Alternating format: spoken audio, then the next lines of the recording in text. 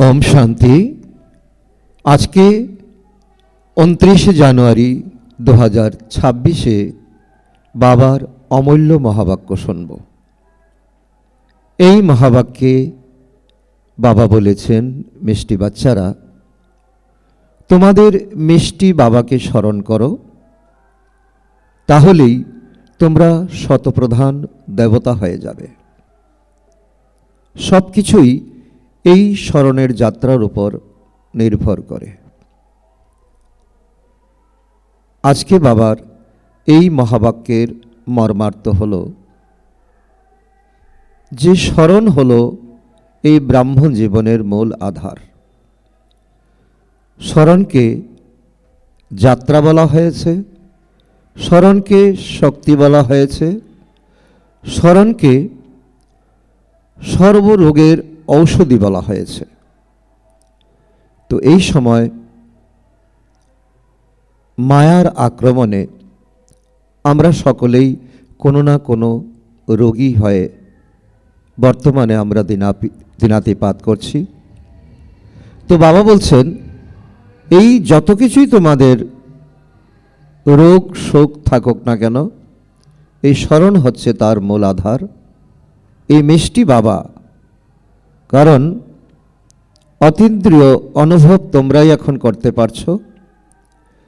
মিষ্টি বাবাকে অনুভব করা, মিষ্টি বাবাকে দেখা, আগামী দিনের তোমাদের দেবরূপকে দেখা, শতযোগকে দেখা, আর এই স্মরণে একেবারে নিজেকে অশরীরী স্থিতিতে স্থিত হয়ে এক বাবার সঙ্গে যুক্ত থাকা, তার মধ্যেই এই ব্রাহ্মণ জীবনের সার্থকতা। আজকের মুরলী থেকে প্রশ্ন, বাবার আকর্ষণ যেমন সমস্ত বাচ্চাদের থাকে, তেমনি কোন বাচ্চাদের আকর্ষণ সকলের হবে? বাবা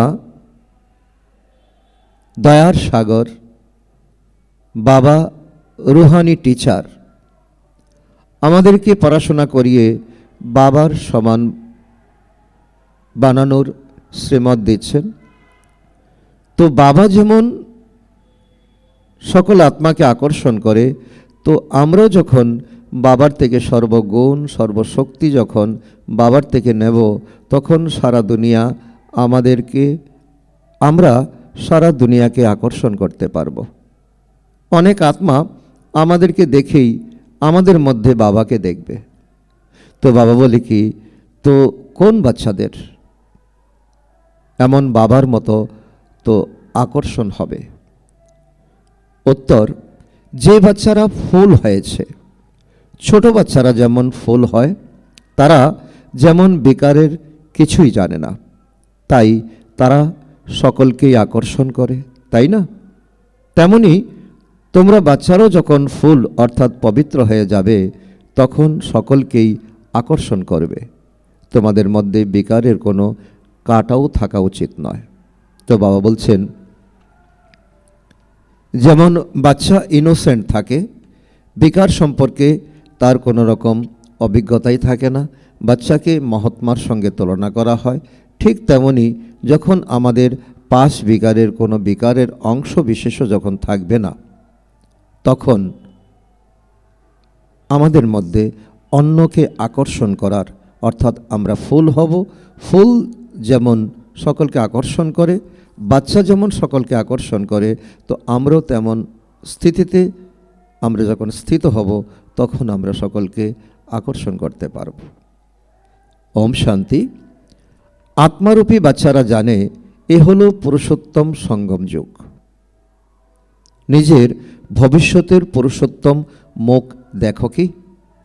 যদি প্রকৃতই আমরা ব্রাহ্মণ হয়ে থাকি আর সঙ্গম যুগে নিজেকে আমরা স্থিত করি, তাহলে আগামী দিনের আমাদের চিত্র আমাদের চোখের সামনে ফুটে উঠবে। বাবা বলছে, তোমরা আগামী দিনের চিত্রকে দেখছো কি? পুরুষোত্তম শরীর দেখো কি? কাঞ্চনকায়া শরীর থাকবে। এই অনুভব করো কি যে আমরা নতুন দুনিয়া শতযুগে ওনাদের অর্থাৎ লক্ষ্মীনারায়ণের বংশাবলিতে যাব, অর্থাৎ সুখদামে যাব, অথবা পুরুষোত্তম হব, উত্তম পুরুষ। তোমাদের বসে বসেই এই চিন্তন আসে তো? স্টুডেন্ট যখন পড়াশোনা করে তখন তাদের ক্লাস সম্বন্ধে বুদ্ধিতে অবশ্যই এই জ্ঞান থাকে যে আমি ব্যারিস্টার অথবা অমুক হব। যে যেমনটা পড়াশোনা করে তার ভবিষ্যৎ সম্পর্কে সে অবশ্যই চিত্র দেখে। তেমনি তোমরা যখন এখানে বসো তখন এই কথা জানো যে আমরা বিষ্ণুর রাজত্বে যাব। বিষ্ণুর দুই রূপ, লক্ষ্মী নারায়ণ অর্থাৎ দেবী দেবতা, দুই হাত নারায়ণের, দুই হাত লক্ষ্মীর, সংযুক্তভাবে বলা হয় বিষ্ণু। তোমাদের বুদ্ধি এখন অলৌকিক, আর কোনো মানুষের মধ্যে এই কথা রমণ করে না যে আমরা আগামী দিনে আমরা দেবী দেবতা হব। এটা অত্যন্ত, বাবা বলছে, শুদ্ধ বুদ্ধি যখন তোমাদের হবে তখন দুনিয়ার সকল আকর্ষণকে ছেড়ে এই দিকে তোমরা মনোযোগী হবে। বাচ্চারা তোমাদের বুদ্ধিতে এই সব কথা আছে। এ কোনো সাধারণ সৎসঙ্গ নয়, এখানে স্বয়ং পরমপিতা পরমাত্মা পড়াতে আসেন। আর যারা আগামী দিনের দেবী দেবতা হবেন তাদেরকে নিয়েই এই হলো ইন্দ্রসভা, অর্থাৎ সত্যিকারের সৎসঙ্গ। এখানে বসলে তোমরা বুঝতে পারো যে সত্য বাবা, যাকে শিব বলা হয়, তার সঙ্গে আমরা বসে আছি, তার সামনে আমরা বসে আছি। আমাদের সারা শরীরে রোমাঞ্চ খাড়া হয়ে যাওয়া উচিত। শিব বাবাই হলেন রচয়িতা, তিনি রচনার আদি মধ্য অন্তকে জানেন আর এই জ্ঞান প্রদান করেন, যেন তিনি কালকের কথা শোনাচ্ছেন। কারণ এই জ্ঞানকে বলা হয় গীতা জ্ঞান। কারণ গীতা মানে নিজের জীবনের গীত, নিজের জীবনের বিশেষ তথ্য, নিজের জীবনের বিশেষ স্মৃতি। তাহলে নিজের জীবনের কথা সকলের শুনতে ভালো লাগে। তাই এখন যখন বসে আছো তখন এত স্মরণে আছে যে আমরা এখন পরিবর্তিত হতে এসেছি, অর্থাৎ এই শরীর পরিবর্তন করে দেবতা শরীর নেব, অর্থাৎ কাঞ্চন কায়া আমাদের শরীর হবে। আত্মা বলে যে এ আমাদের তমপ্রধান পুরানো শরীর। এখন আত্মা নিজেই অনুভব করে এখন আমাদের শরীর রোগগ্রস্ত হয়ে গেছে। এই শরীরের পরিবর্তন করে এমন লক্ষ্মীনারায়ণ তুল্য আমাদের হতে হবে যেখানে কোনো রকম রোগ শোক থাকবে না, যেখানে শরীর থাকবে শতপ্রধান, আত্মা থাকবে শতপ্রধান, আর আমাদের পদ থাকবে শতপ্রধান, অর্থাৎ দেবী দেবতা, মহারাজা মহারানী। আত্মা এও বলে যে আমাদের এই শরীর তমপ্রধান আর পুরানো, একে পরিবর্তন করে এমন লক্ষ্মীনারায়ণ হতে হবে। এইম অবজেক্ট কত শ্রেষ্ঠ, তাই না? পরাণ যে শিক্ষক, তিনি নিশ্চয়ই যে স্টুডেন্টরা পড়ে তাদের থেকে তো হুঁশিয়ার হবেন। তিনি পরাণ, ভালো কর্ম শেখান, তাহলে অবশ্যই উচ্চ হবেন। তোমরা জানো যে আমাদের সবথেকে উচ্চ ভগবান পরাণ। ভবিষ্যতে আমরা এমন দেবতা হব। আমরা এই যে পড়াপড়ি, তা ভবিষ্যতের নতুন দুনিয়ার জন্য। দুনিয়ার পড়াশোনা এক জন্মে পড়াশোনা, এক জন্মেই তার ফল প্রাপ্তি। কিন্তু এখন বাবা আমাদের ব্যতিক্রমী পড়াশোনা করাচ্ছেন যে এখন আমরা পড়ছি, আগামী জন্মে তার রেজাল্ট আমরা পাব। আর কেউই দুনিয়ার এই খবর জানেই না। তোমাদের বুদ্ধিতে এখন আসে যে এই লক্ষ্মীনারায়ণ নতুন দুনিয়ার মালিক ছিল, তাহলে তা আবার রিপিট হবে। যেমন বাবা বলছে যে মাস ঘুরে ঘুরে আসে, বছর ঘুরে ঘুরে আসে, তাহলে যুগ ঘুরে ঘুরেও আসবে। বাবা তাই বোঝান তোমাদের এই পরে মানুষ থেকে দেবতা হতে হবে। কারণ বাবার এখন মান রাখবে, শিক্ষক তোমাদের পড়াচ্ছেন, তো এই পরে তোমরা অবশ্যই শিক্ষকের মান রাখবে। দেবতাদের মধ্যে অবশ্যই নম্বরের ক্রমানুসারও থাকবে। দৈবী রাজস্থান তো হয়, তাই না? তোমাদের সারাদিন এই খেয়াল তো চলতেই থাকবে যে আমরা হলাম আত্মা। আমাদের আত্মা যা খুবই পতিত ছিল তা এখন পবিত্র হওয়ার জন্য পবিত্র বাবাকে স্মরণ করে। পবিত্র বাবা হলেন মিষ্টি বাবা, শিব বাবা।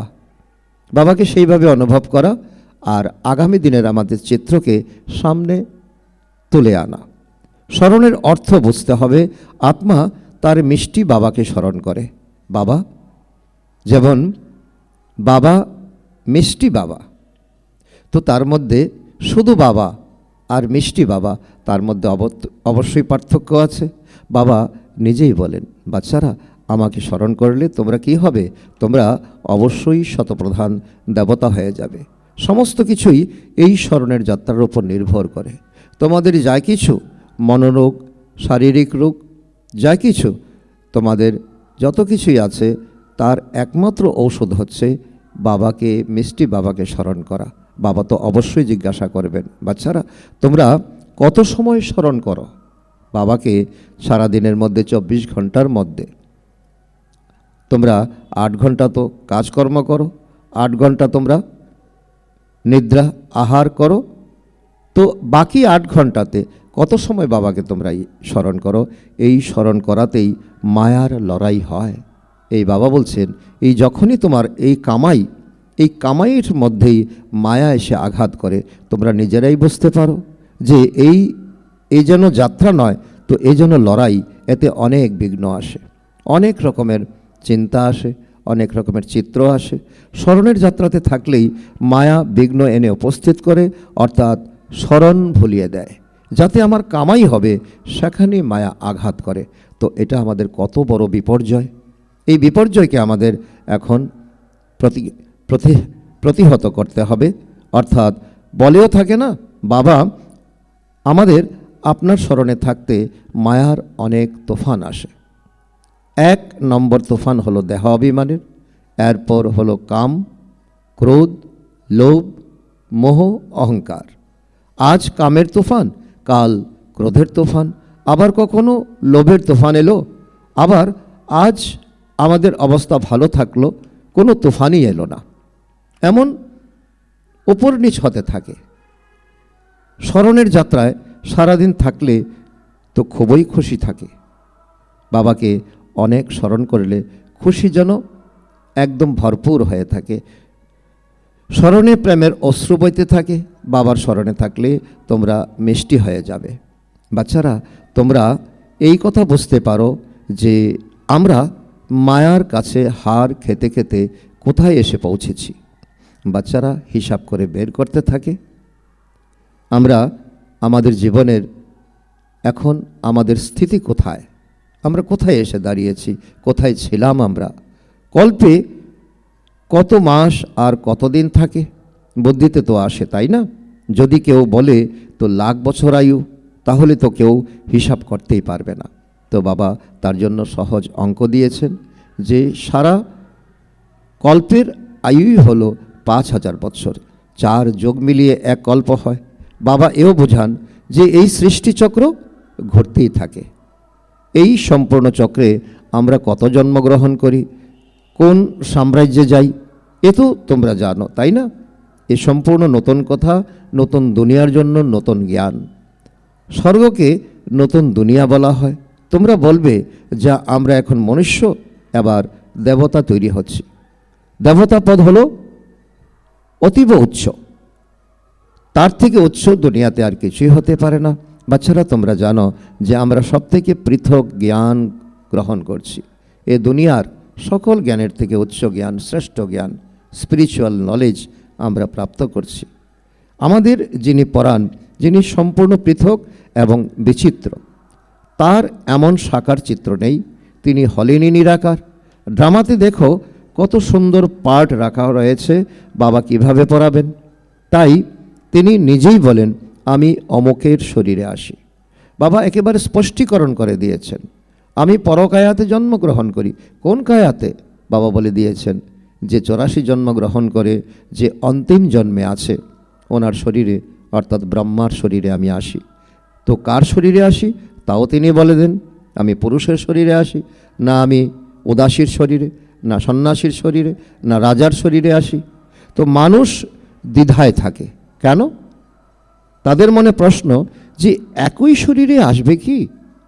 তো কিন্তু বাবা বলছেন এ তো ড্রামা, তাই না?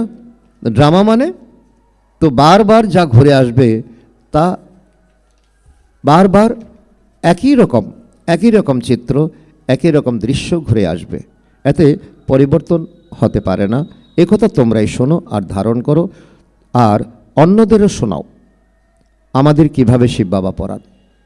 তো তোমরা যখন অনুভব দিয়ে সকলকে বোঝাও, তখন কার কতটা গ্রহণযোগ্য হবে সেটা তো বাবা জানে, ড্রামা জানে। আমরা আবার অন্য আত্মাদেরকে পড়াই, আত্মারাই পড়ে, আত্মাই শেখে এবং শেখায়। আত্মা অতি মূল্যবান, আত্মা অবিনাশী এবং অমর।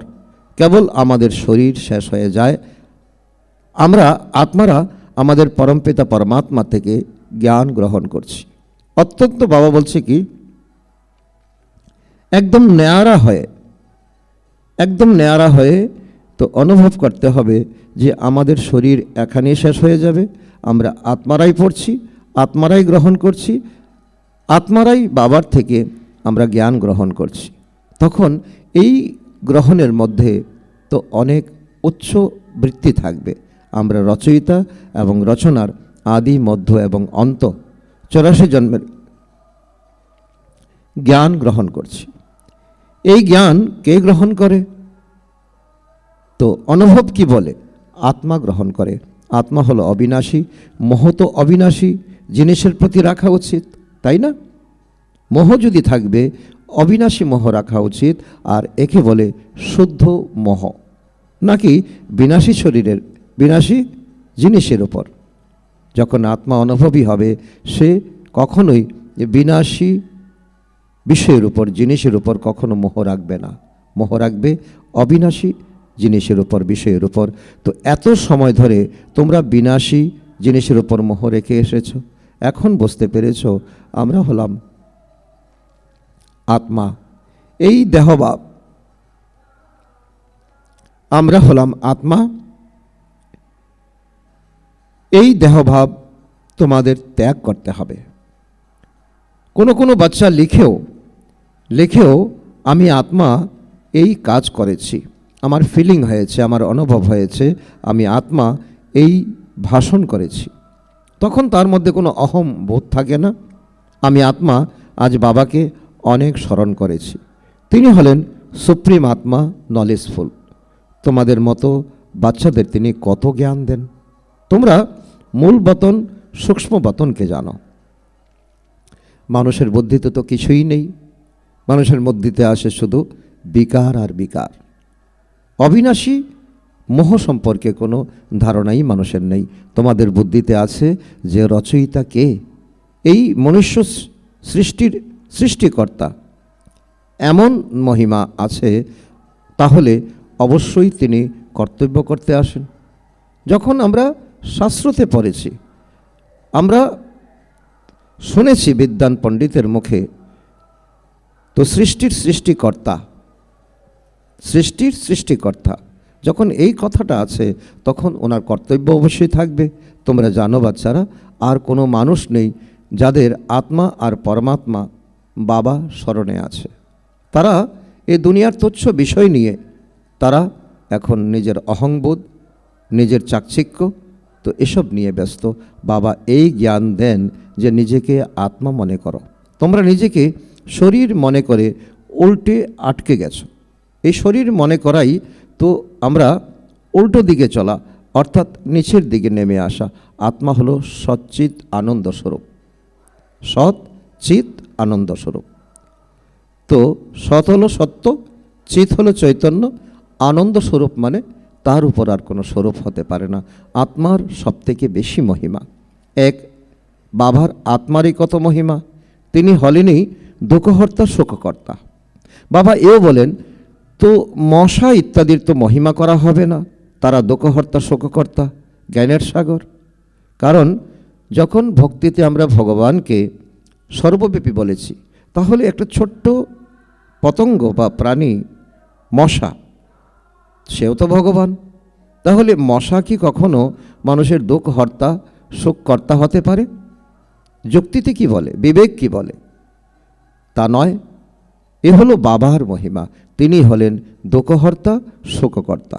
তোমরাও এক একজন দুঃখকর্তা শোককর্তা, কেননা তোমরা সেই বাবার সন্তান, তাই না?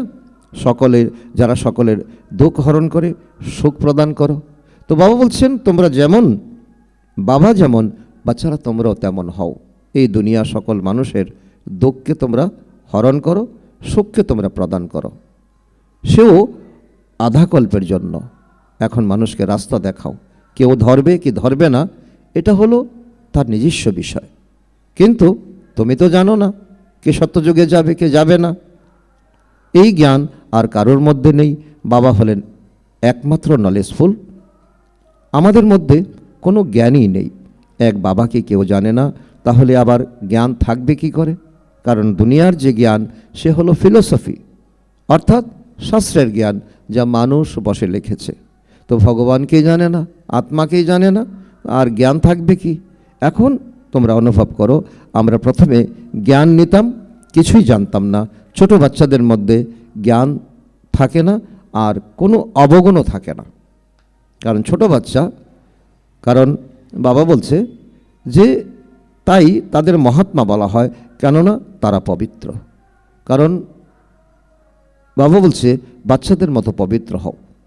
জ্ঞান না থাকলেও তোমাদের মধ্যে কোনো অবগুণ থাকবে না, এমন মহাত্মা সমান হও। যত ছোট বাচ্চা তত এক নম্বর ফুল, একদম যেন কর্মাতীত অবস্থা। তাদেরকে দেখলেই কখনো তারা হাসছে, কখনো তারা কাঁদছে, একদম মহাত্মার মতো তাদের স্থিতি। কর্ম বিকর্মকে তারা কিছুই জানে না, তারা ফুলের মতো, তাই তাদের প্রতি সকলের আকর্ষণ থাকে।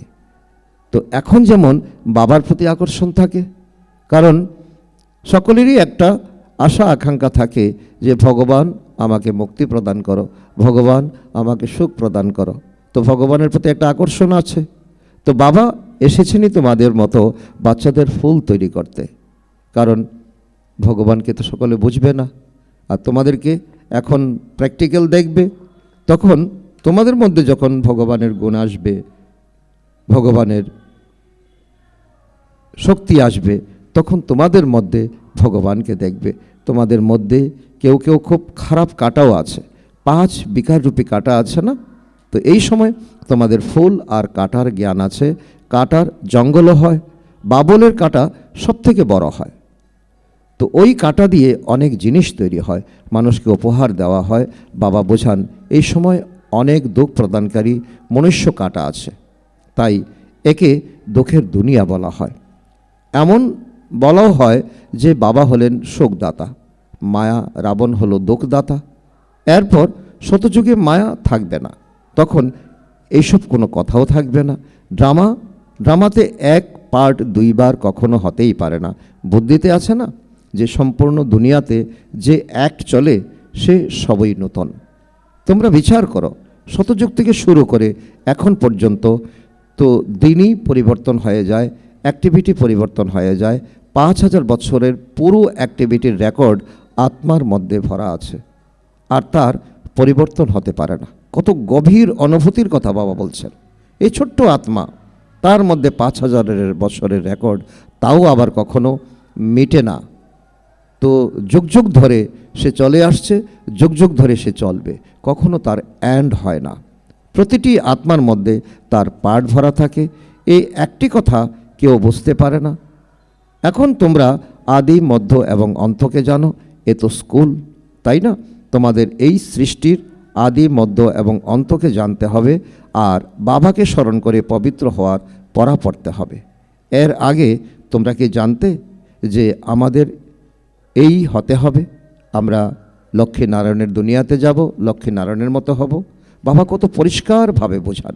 তোমরা প্রথম দিকে এই ছিলে, তারপর নিচে নামতে নামতে কি হয়ে গেছো এই দুনিয়াতে। তো দেখো এখন কি হয়ে গেছে। এখন কত মানুষ, এই লক্ষ্মীনারায়ণের রাজধানীকে চিন্তা করো, দেখো সেখানে কি হবে। কত কম সংখ্যক আত্মা থাকবে, আর সকলেই থাকবে দিব্যগুণে ভরা। ওনারা যেখানে থাকবেন সেখানে কেমন হিরে জহরাতের প্রসাদ থাকবে। শতযুগে বাবা বলছে তো চোখের সামনে নিয়ে আসো। তোমাদের বুদ্ধিতে আসে না যে এখন আমরা স্বর্গবাসী হচ্ছি, ওখানে আমাদের ঘর ইত্যাদি আমরা হিরে রত্ন দিয়ে বানাবো। এমন নয় যে জলের নিচ থেকে তো দ্বারকা বের হয়ে আসবে, শাস্ত্রে এমন দেখানো হয়েছে। তো শাস্ত্রের নামই চলে আসছে, আর তো কোনো নাম রাখতে পারে না। আর বই থাকে পড়ার জন্য, আবার নভেলও হয়। তো বাকি এগুলো পুস্তক বা শাস্ত্র বলে। তো বাবা বলছে যে এক হচ্ছে পাঠ্য বই, এক হচ্ছে নভেল, আর হচ্ছে শাস্ত্র। তো ওসব হলো পড়ার বই। শাস্ত্র যারা পড়ে তাদের ভক্ত বলা হয়। ভক্তি আর জ্ঞান দুই আলাদা জিনিস। কারণ জ্ঞান মানে কি? জ্ঞান মানে তোমাকে এখন বই খুলে পড়তে হবে না, স্বয়ং পরমাত্মা এসে রোজ তোমাকে এই জীবনের যে ডিরেকশন দেন, তো এই হলো তোমার পড়াশোনা। আর বৈরাগ্য কিসের? ভক্তি না জ্ঞানের? তো অবশ্যই বলবে যে ভক্তির বৈরাগ্য। কারণ জ্ঞান পেয়েছি, এখন ভক্তির কোনো প্রয়োজন নেই। এখন তোমরা জ্ঞান পাচ্ছ যাতে তোমরা এত উঁচু হতে পারো। বাবা এখন তোমাদের শোকদায়ী তৈরি করেন। তো শোকধামকেই স্বর্গ বলা হয়, তোমরাই শোকধামে যাবে, তাই তোমাদের তিনি পড়ান। তোমাদের আত্মাই এই জ্ঞান গ্রহণ করে। আত্মার কোনো ধর্ম নেই, আত্মা তো আত্মাই।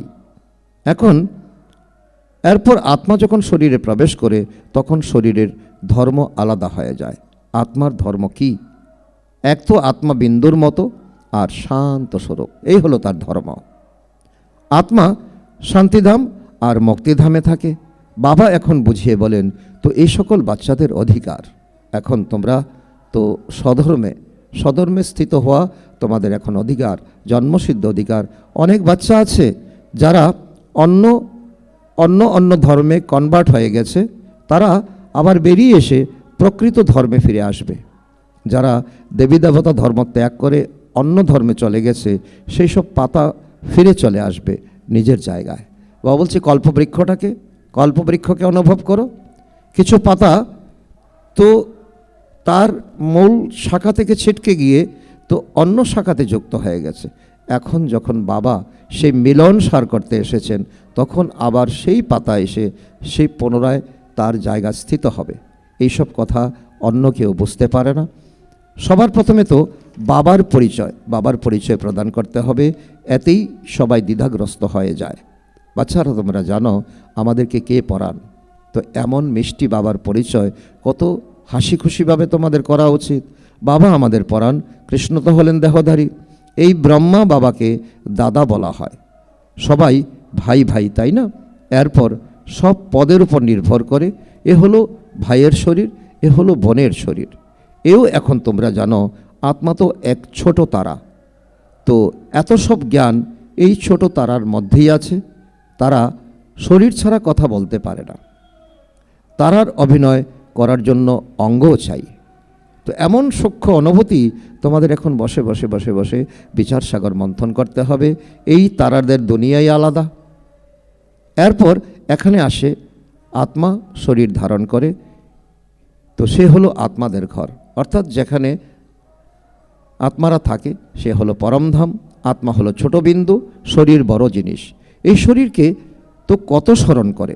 এখন তোমাদের এক পরমপিতা পরমাত্মাকে স্মরণ করতে হবে। ইনি হলেন সত্য। তাই তো আত্মা আর পরমাত্মার মেলা হয়। তো এমন মহিমা আছে যে আত্মা পরমাত্মা পৃথক রয়েছে বহুকাল। আমরা তো বাবার থেকে পৃথক হয়ে গেছি, তাই না? স্মরণে আসে যে কত সময় আমরা আলাদা হয়ে গেছি। বাবা যিনি কল্পে কল্পে এসে শোনান, তিনি আবার এসে শোনান। এতে সামান্য তফাৎ হতে পারে না। অ্যাকুরেট সময়ে তিনি আসেন। সেকেন্ড বাই সেকেন্ড যে অভিনয় চলে, তো সে সবই নতুন। 1 সেকেন্ড পার হয়, 1 মিনিট পার হয়, তা যেন ছেড়ে চলে যেতে থাকে। তখন বলবে এত বছর, এত দিন, এত সেকেন্ড পার করে এসেছি। পুরো 5000 বছর হবে, তারপর আবার 1 নম্বর থেকে শুরু হবে। তো এ তো সঠিক হিসাব, তাই না? 5000 বছর পুরো হয়ে গেলে আবার সত্যযুগের 1 শুরু হবে। মিনিট, সেকেন্ড সব নোট করা হয়। তো এখন যদি তোমাদের কেউ জিজ্ঞাসা করে এ কবে জন্ম নিয়েছে, তোমরা গুণে বলতে পারো। কৃষ্ণ প্রথম নম্বরে জন্ম নিয়েছে। শিবের তো মিনিট, সেকেন্ড কিছুই বের করতে পারবে না। কৃষ্ণের তিথি তারিখ সম্পূর্ণ লেখা আছে। মানুষের সময়ে তফাৎ হতে পারে মিনিট বা সেকেন্ডের। তো শিব বাবার অবতরণে তো একদম তফাৎ হতেই পারে না। জানতেই পারা যায় যে তিনি কখন এলেন, জানতে পারা যায় না। ব্রহ্মা বাবার শরীরে শিব বাবা এসেছেন, ব্রহ্মা বাবা বলতেই পারেননি। তো এমনও নয় যে সাক্ষাৎকার হলো আর তারপর তিনি এলেন। তা নয়, আন্দাজে বলে দেয়। তো বাকি এমন নয় যে ওই সময়ে প্রবেশ করেছিল। সাক্ষাৎকার হয় যে আমি অমুক তৈরি হব। ব্রহ্মা বাবাকে সাক্ষাৎ করিয়েছিলেন, তুমি এখন দাদা লেখরাজ, তুমি এখন এই আধ্যাত্ম পড়াশোনা করে তুমি আগামী দিনে তো নারায়ণ হবে, কৃষ্ণ হবে, তারপর তুমি নারায়ণ হবে। তো এমন সত্য নলেজ এখন আমরা পাচ্ছি মিষ্টি বাবার থেকে। মিষ্টি বাবাকে স্মরণ করলে এমন মিষ্টি শরীর আমরা প্রাপ্ত করব। আচ্ছা, মিষ্টি মিষ্টি হারানিধি বাচ্চাদের প্রতি মাতা পিতা বাপদাদার স্মরণের স্নেহসুমন আর সুপ্রভাত। আত্মাদের পিতা তার আত্মারূপী বাচ্চাদের জানাচ্ছেন নমস্কার। আমরা আত্মারূপী সন্তানরা আমাদের মাতা পিতা বাপদাদাকে জানাই স্মরণের স্নেহসুমন, সুপ্রভাত ও নমস্কার। আজকের ধারণার জন্য মুখ্যসার আজকের মুরলী থেকে 1 নম্বর পয়েন্ট, শোকদামে যাওয়ার জন্য শোকদায়ী হতে হবে।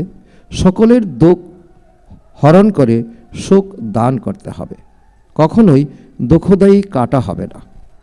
নাম্বার 2 পয়েন্ট, এই বিনাশী শরীরে আত্মাই অতি মূল্যবান, আত্মাই অমর, অবিনাশী।